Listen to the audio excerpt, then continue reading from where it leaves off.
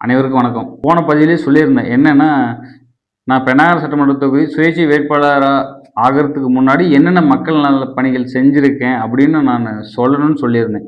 அத தான் இப்ப வரிசைப்படுத்த போறேன். ஏரியல் ஒன்றியத்தில கிராமங்களுக்கு கட்டாயம் ஒரு விளையாட்டு மைதானம், அதே மாரி கட்டாயம் நூலகம் இருக்கணும். மலை கிராமங்களுக்கு கட்டாயம் நிரவி தார் சாலை அமைக்கணும். அப்புறம் இன்னும் ரொம்ப முக்கியமான விஷயம் என்னன்னா, மக்களுக்கு கழிப்பிட வசதி பல பகுதியில கிடையாது. அதாவது கழிப்பிட வசதி வேணும்னு சொல்லி அதுவும் முன்னெடுப்பு எடுத்திருக்கேன். அதுக்கு 4 ரிசல்ட்டும் கிடைச்சது. அதே மாரி பொது சொத்த சிலர் ஆக்கிரமிப்பு பண்ணியிருப்பாங்க. அத கட்டாயம் அரசு மூலியமா எடுத்து திரும்ப பொதுமக்களுக்கு குடுக்கணுங்கிறத ஒரு பிரச்சனைய முன்னெடுத்து பண்ணியிருக்கேன். அதே மாரி ஆறு பகுதிகள்ல நடைபாலம் வேணும். ஏன்னா ஆத்த கடக்கிறதுக்கு, வரத்துக்கு, போறதுக்குன்னு சொல்லிட்டு நடைபாலத்த நான் முன்னெடுத்து அத பண்ணியிருக்கேன். அதே மாரி பசுமை வீடு திட்டத்தில் கட்டின வீடுகள சில வீடுகளுக்கு கடந்த காலத்துல சோலார் வைக்கவே இல்ல. அது ரொம்ப நாள் இழுத்துட்டு போனது. அதையும் ஒரு குறிப்பிட்ட வீடுகளுக்கு நானு அரசு மூலியமா நிவர்த்தி பண்ணியிருக்கேன். கிராம சபையில 31 பதிவேடையும் கட்டாயம் வைக்கணும்னு சொல்லி மனுவா போட்டு, அதையும் எல்லா பதிவேடையும் வச்சு மக்கள பார்த்து விழிப்புணர்வு வச்சிருக்கேன். அதே மாரி அரசு ஊழியர்கள் அனைவருமே ஒவ்வொரு துறை சார்பிலும் அவங்க உட்கார்ந்து அவங்களோட மக்களுக்கு என்னென்ன சேவை பண்ணணும்னு சொல்லி விளக்கணுங்கிறதையும் நானு பதிவு பண்ணியிருந்தேன். அதே மாரி மின் விளக்கு, மின் கம்பம், பழுதடைஞ்ச கம்பத்த நான் மாத்திருக்கேன் பல பகுதியில. ஏன் சொல்லப்போனா சுஞ்சல் நிலத்துல, பெரும்பாலையில, கெண்டைநல்லியில, அஜநல்லியில இங்கெல்லாம் பண்ணியிருக்கேன். அடுத்தது என்னன்னா, ஆர்டிஐ நான் போட்டு பல தகவல வாங்கியிருக்கேன். குறிப்பா அஜநல்லி, கெண்டைநல்லி இந்த 2 இதுக்காக நான் மெனக்கெட்டு தமிழ்நாடு தகவல் ஆணையர் வரைக்கும் போய் அது கேஸே ஆகி அதன் மூலியமா நான் தகவல் வாங்கி கெண்டைநல்லிக்கும், அஜநல்லிக்கும் வாங்கி வச்சிருக்கேன். கட்டாயம் அதன் அடுத்த பதிவுல கட்டாயம் போடுறேன் நான். ஏன்னா ஆர்டிஐங்கிறது ரொம்ப முக்கியமான ஒண்ணு. அது மட்டும் தான் மக்களுக்கான ஆயுதம் இப்போதே இருக்கிறது. அதே மாதிரி ரைட் டு சர்வீஸ் ஆக்ட்னு சொல்லிட்டு ஒரு 13 ஸ்டேட்ல அதை இது பண்றாங்க. குறிப்பிட்ட நாளுக்குள்ள அந்த மனுக்கு தீர்வு கிடைக்கணுங்கிறது அது கட்டாயம். அதுக்காக அந்த ஆக்ட் பயன்படுத்துறாங்க. அது தமிழ்நாட்டில் பரிசீலனையில தான் இருக்கு. ஆனால் 13 ஸ்டேட்ல அது கட்டாயம் அமல்படுத்திட்டாங்க. அதை பத்தி நான் கட்டாயம் அரசு அலுவலர்களாக இருக்கட்டும், சட்டமன்ற உறுப்பினர்கள் இருக்கட்டும், நாடாளுமன்ற உறுப்பினர்கள் அவங்களுக்கு ஒரு மெயில் பண்ணி கட்டாயம் நீங்க இதை பத்தி பேசணும்னு சொல்லி அதையும் அவங்ககிட்ட நான் எடுத்து சொல்லியிருக்கேன். அதுக்கப்புறம் பார்த்தீங்கன்னா, முக்கியமா MLA fund, MP fund Dharmapuri .inல பதிவே இல்லை. 2022 2026 வரைக்குமே. அதை நான் என்ன பண்ணேன்னா, மாவட்ட ஆட்சியருக்கும் அதே மாதிரி டிஆர்டி அலுவலகத்துக்கும் பலமுறை மனு போட்டு அதை பதிய வச்சிருக்கேன். ஏன்னா அவங்க அந்த 3 கோடி என்னென்ன செலவு பண்றாங்க, அதே மாதிரி எம்பி அந்த 5 கோடி என்ன செலவு பண்றாங்கிறத அவங்க தரவுகளா பதிவிடணும். அந்த பணத்தை எந்த நோக்காக பயன்படுத்தினாங்க, என்னென்ன திட்டங்களை நிறைவேற்றினாங்கன்றத அந்த போர்ட்டல பதிவு பண்ணும். அதுக்காகவே நான் வாங்கி அந்த போர்ட்டல பதிய வச்சிருக்கேன். அதுக்கப்புறம் பார்த்தீங்கன்னா, போடூர்ல 4 ரோட்ல இருந்து போடூர் ஃபாரஸ்ட் கேட் வரைக்கும் அந்த ரோடு போறதுக்கு ரொம்ப முக்கியமா மனு கொடுத்து அது ஃபாரஸ்ட்ல இருந்து பதில் வந்தது, டிஎஃப்ஓ கிட்ட இருந்து பதில் வந்தது, அப்புறம் அரூர் ரேஞ்சில இருந்து பதில் வந்தது. அதுக்கப்புறம் இப்ப தார் சாலை போட்டிருக்காங்க. உண்மையா அது நல்ல விஷயம். அது ஏன்னா நான் பண்ணதே கொஞ்சம் பெரிய விஷயம்னு சொல்லலாம் மற்றதை விட. ஏன்னா அங்க அந்த மக்களுக்கு அது ரொம்ப உதவியா இருக்குது. அதே மாதிரி கம்பம் மாத்துனது, அது போடூர்ல இருக்கட்டும், கிருஷ்ணாபுரத்துல இருக்கட்டும். கிருஷ்ணாபுரத்துல மூடி இருந்த கழிப்பிடத்தை திறந்து வச்சுட்டாங்க. ரொம்ப நாளா மூடியே வச்சிருந்தாங்க. அது பயன்பாட்டுக்கு கொண்டு வரல. அதை மனு கொடுத்து சரி பண்ணி அதை ஒரு இஷ்யூ ஆக்கி அதை எல்லாரையும் அதை பயன்பாட்டுக்கு கொண்டு வந்ததுலேருந்து அதையும் நான் பண்ணியிருக்கேன். அதே மாதிரி அஜநலிலையும் பெரும்பாலையிலையும் சரியா ரோடு போடல. அந்த பிரச்சனையும் இஷ்யூ பெருசாகி அவங்களே அந்த ரோடு இன்ஸ்பெக்ஷன் பண்ணி சரியில்லைன்னு பதில் கொடுத்த அளவுக்கு.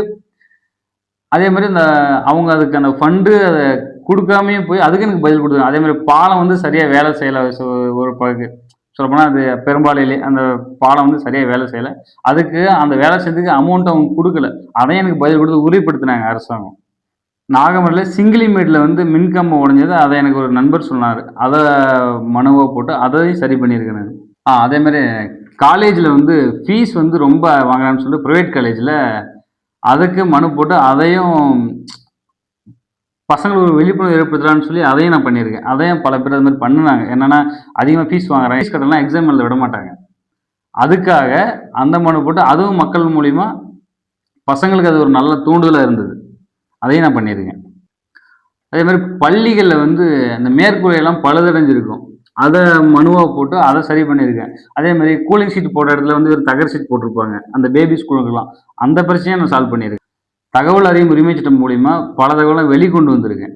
அது பெண்ணாகரம் ஜிஹெச்சாக இருக்கட்டும். அதே மாதிரி பெண்ணாகரத்தில் வந்து அரசு அனுமதியோட நடைபெற்ற மருத்துவமனைகள், அரசு அனுமதி இல்லாமல் பதிவு இல்லாமையே வந்து ஒரு சில மருத்துவமனைகள்லாம் நடைபெற்றிருந்தது.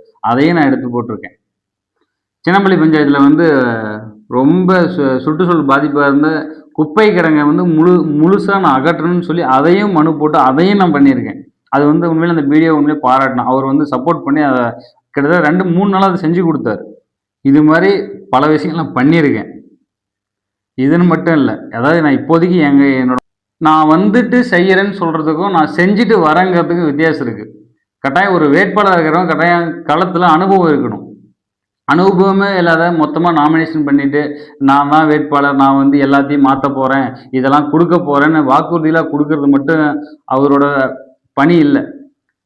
அதாவது நீங்கள் வெற்றி அடைங்க தோல்வி அடைங்கிற அடுத்தது மக்களுக்கு நீங்கள் என்ன பணி செஞ்சுருக்கீங்க அப்படிங்கிற கட்டாயம் ஒவ்வொரு குடிமகனும் கேட்கணும். இப்போ என்னையே வந்து பல நண்பர்கள் கேட்டாங்க, நீங்கள் என்ன பண்ணியிருக்கீங்க, நீங்கள் எதுக்கு இங்கே வரணும், ஏன்னா பல பேர் அதான் பண்ணி சொல்லிட்டு இருக்காங்க, நீங்கள் ஏன் வரணும், என்னையே பல பேர் கேள்வி கேட்டிருக்காங்க.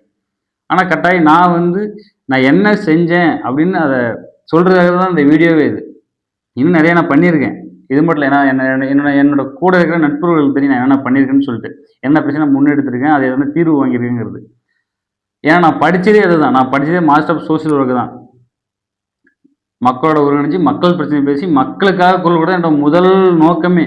மக்கள் பிரச்சனை பேசணும், கட்டாயம் அதை விழிப்புணர்வு ஏற்படுத்தணும், இளைஞர்களிடையும் எல்லாரிடத்தையும் பேசணும். இவங்க இந்தந்த பிரச்சனை இருக்குது, அரசாங்கத்தில் பிரச்சனை ஏற்படுது, நாம அதை கண்டு காணாமல் போயிட்டு இருக்கோங்கிறத கட்டாயம் அதை எடுத்து சொல்லணுங்கிறதா என்னோட முதல் நோக்கம். என்னோட நோக்கம் எல்லாரும் விழிப்புணர்வு பெறணும். அரசியல் வந்து விழிப்புணர்வு பெறணும்.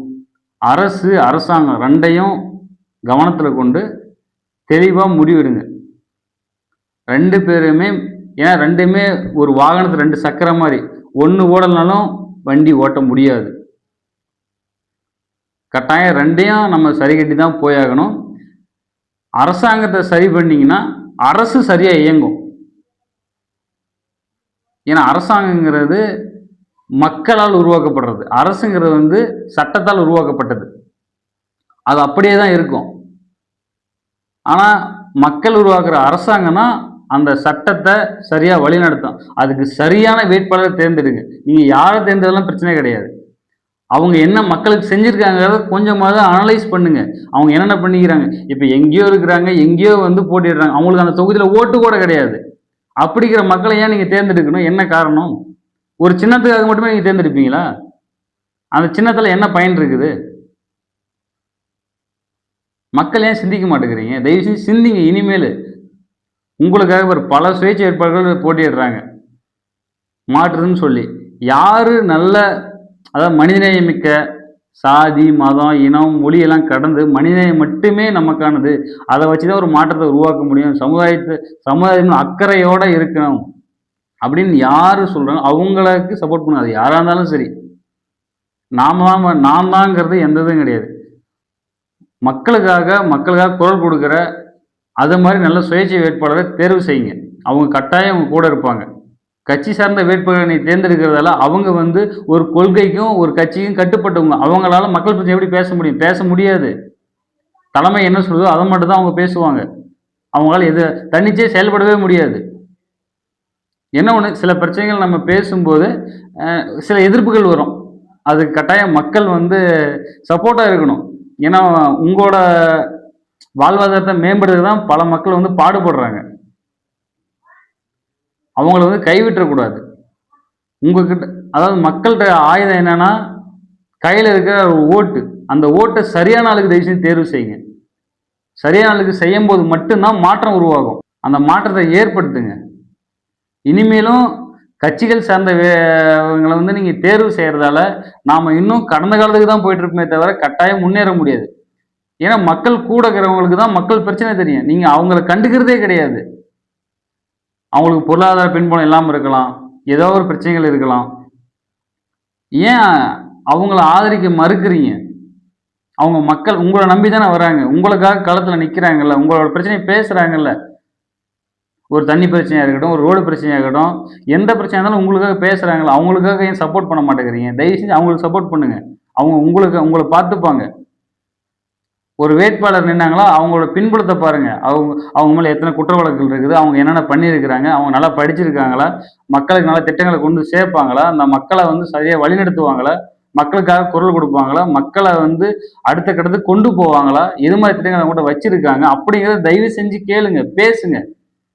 உங்களுக்குள்ளேயே உங்களோட நண்பர்கள் வட்டாரத்துக்குள்ளே ஒரு உரையாடலை உருவாக்குங்க. அப்போ மட்டும்தானே மாற்றத்தை ஏற்படுத்த முடியும். நாம் இன்னுமே பழைய காலத்தையே ஃபாலோ பண்ணிக்கிட்டு இந்த சின்னத்தில் யார் நின்னாலும் வெற்றி பெற்று வைக்கிறது, யார் நின்னாலும் நமக்கு தேவை சின்னம். ஆனால் அவங்க எம்எல்ஏ ஃபண்டில் வேலை செய்கிறாங்களா இல்லையே தெரில, சட்டமன்றத்தில் நமக்காக பேசுகிறாங்களே இல்லையே தெரில, அதை பற்றி நம்ம கண்டுக்கிறது கூட கிடையாது. சட்டமன்றம் எது இருக்குது? இப்போ பெண்ணாகரில் வந்து 45 பஞ்சாயத்து இருக்கு, 2 பேரூர் இருக்கு. இந்த பிரச்சனைலாம் எந்த எம்எல்ஏ பேசுறாங்க? அதாவது கட்சிக்கு உட்பட்ட எம்எல்ஏகள் என்ன பண்ணுவாங்க, தொட்டும் தொடாம பெண்ணாகர சட்டமன்ற உறுப்பினர் ஆயிட்டோம், தொட்டும் தொடாம பெண்ணாகரம் சொல்லி போதும், வருஷத்துக்கு ஒரு டைம், அதே மாதிரி 5 வருஷத்துக்கு 5 டைமோ இல்லை 3 டைமோ அப்படி. ஏன்னா அந்த மக்களை வந்து கவரணும், அதுக்காக மட்டும்தான். ஆனால் மக்கள் பணி, மக்கள் பிரச்சனை இத்தனை வருஷம் ஆகிப்போச்சு, ஆனால் மக்கள் பிரச்சனை எதுவுமே சரியாகலையே. ரோடு இல்லை, தண்ணி இல்லை, பிரச்சனை வந்துக்கிட்டு தான் இருக்குது.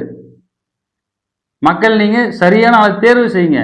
இது உங்களுக்கான தேர்தல் தான். இது உங்களுக்காக உங்களை நம்பி களத்தில் நிற்கிறாங்க, பல வேட்பாளர்கள் நிற்கிறாங்க சுயேட்சையா. அவங்களோட எந்த ஒரு பின்பலமும் இல்லாத, பொருளாதார பலமும் இல்லாத உங்களை மட்டுமே நம்பி. ஏன்னா அவங்களுக்கும் பாதுகாப்புங்கிறது ஒன்று வேணும். எத்தனை நாள் தான் சமூக அளவில் இருந்து மட்டுமே பாடுபட்டு இருப்பாங்க? யோசிச்சு பாருங்க. ஏதாவது ஒரு பிரச்சனைனா கூட யாரும் வரமாட்டாங்க. எனக்கே அது மாதிரி சில பிரச்சனைகள் நடந்திருக்கு, எதிர்ப்புகள் வந்திருக்குது, அதெல்லாம் சமாளிச்சு தான் வந்திருக்கும். அதே ஒரு அதிகாரம்னு ஒன்று இருந்தால் கட்டாயம் உங்களுக்கு பயமெல்லாம் வேலை செய்யலாமில்ல. ஒன்று நீங்கள் செய்யுங்க, எல்லாம் வேட்பாளராக செய்ய வரவனுக்கு அவங்களுக்கு சப்போர்ட் பண்ணுங்க. உங்களுக்கு தெரியுமில்ல, நீங்கள் யோசிக்கிறீங்கள, எத்தனை மக்கள் இருக்காங்க, இவங்க நல்லது பண்ணுறாங்களா இல்லையான்னு சொல்லி யோசிக்கிறீங்களே. எத்தனை கட்சிக்காரங்க வராங்க, எத்தனை சுயேட்சை நிற்கிறாங்க. சுயேட்சை நிற்கிறவங்களே மாற்றத்துக்கான வழி தானே. அவங்க உங்களுக்காக போராடிட்டு இருக்காங்க. அதெல்லாம் நம்பிக்கையான ஆளுக்கு உங்களோட வாக்கை செலுத்துங்க. அவங்களோட பின்புலத்தை கட்டாயம் பாருங்க. அவங்களுக்கு எவ்வளோ குற்ற வழக்குகள் இருக்குது, அவங்க அந்த ஊரில் அவங்க எப்படிப்பட்டவங்க, அவங்க வந்து மக்களுக்காக தான் வேலை செய்கிறாங்களா இல்லை சுயநலமாக செய்கிறாங்களா, கொஞ்சமாவது நீங்கள் கேதர் பண்ணுங்க. கட்டாயம் உங்களுக்கு தெரியுமில்ல, அதாவது ஒரு பிரபலங்கிறதுனால மட்டுமே அவர் தேர்வு செய்யறதால அவர் எந்த மாற்றத்துக்கு கொடுத்துட போறாரு? 4 பேருக்கு அவர் தெரியுங்கிறனால எந்த மாற்றத்தை கொடுத்துருப்பாரு? மக்களோட மக்களாக இருந்திருக்காரா? மக்கள் பிரச்சனை பேசியிருக்காரா? மக்களுக்காக நின்றுருக்காரா? மக்களை பற்றி என்ன புரிதல் இருக்கு உங்களுக்கு? தயவு செஞ்சு பிரபலமாக இருக்கிறாங்க, அதே மாதிரி இவங்க பெரிய கட்சியாக இருக்கிறாங்க அப்படிங்கிறதெல்லாம் வாக்களிக்கிறத கொஞ்சம் மாற்றிக்கோங்க. உங்களுக்காக பல பேர் கஷ்டப்பட்டு இருக்கிறாங்க. தன்னோட குடும்பத்தை விட்டு வெளியே வந்து நம்ம மக்களுக்கு ஏதாவது செய்ய முடியாதவா, மக்களுக்கு ஏதாவது செய்யணும் நல்ல எண்ணத்தில் பல வேட்பாளர்கள் வராங்க. அவங்கள நீங்கள் தான் ஊக்கப்படுத்தணும். தயவு செஞ்சு இந்த தேர்தலில் தயவு செஞ்சு அப்படி ஒரு வேட்பாளரை தேர்வு செய்யுங்க. உங்களுக்காக, உங்களோட வாழ்வாதாரத்தை மேம்படுத்துறதுக்காக, இந்த ஊரை பசுமையாக மாற்றுறதுக்காக, மக்களோட ஒருங்கிணைச்சி. ஏன்னா நம்ம பெண்ணாகர சட்டமன்ற தொகுதியை எந்த கட்சி வந்தாலுமே பெருசாக கண்டுக்கிறதே கிடையாது. காரணம், இந்த ஊர் வந்து குறிப்பிட்ட சாதிக்கு உட்பட்டது, இந்தந்த பகுதிக்கு தான் செய்யணும், இந்த செய்யக்கூடாதுங்கிற ஒரு மனநிலையை உருவாக்கி வச்சிருக்காங்க. அப்படி அந்த கட்டமைப்பே கிடையாது. பெண்ணாகரத்தை பொறுத்த வரைக்கும் சிலர் மட்டும்தான் அந்த மனநிலை இருக்காங்க. சாதியை வச்சு ஓட்டு வாங்கிடலாம், சாதியை வச்சு நம்ம வின் பண்ணிடலாம். அப்போ மற்ற மக்கள்லாம் யோசிக்க மாட்டாங்களா? அவங்களுக்கு ஒரு பாதுகாப்பு வேண்டாமா? அதுக்கு ஒரு ஒரு நடுநிலையான சமத்துவம் பேசுகிற ஒரு சமூக அக்கறையுள்ள ஒரு வேட்பாளர் வேணும்ல. அவங்கள தேர்வு செய்யுங்க. அவங்க தான் உங்களுக்கு மாற்றத்துக்கானவங்க.